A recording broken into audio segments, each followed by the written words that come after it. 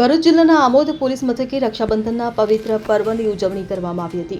પ્રજાપિતા બ્રહ્માકુમારીના બહેનોએ પોલીસ જવાનોને રાખડી બાંધી હતી।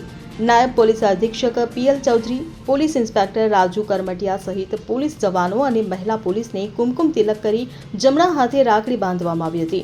રાખડી બાંધ્યા બાદ બહેનોએ ભાઈઓને મીઠાઈ ખવડાવી મોઢું મીઠું કરાવ્યું હતું। તેમણે પોલીસ જવાનોને આશીર્વાદ પણ આપ્યા હતા। પોલીસ જવાનોએ બહેનોની રક્ષા કરવાની ખાતરી આપી હતી। આમોદ પોલીસ મથકે પ્રજાપિતા બ્રહ્માકુમારી સરભાણ કેન્દ્રના સંચાલિકા પ્રીતિબેને સૌ પોલીસ મિત્રોને રાખડી બાંધી હતી। આ પ્રસંગે તેમણે જણાવ્યું હતું કે બ્રહ્માકુમારી વિદ્યાલય દ્વારા ભારતભરમાં તેમજ વિશ્વના 140 દેશોમાં રક્ષાબંધન પર્વની ઉજવણી કરવામાં આવે છે।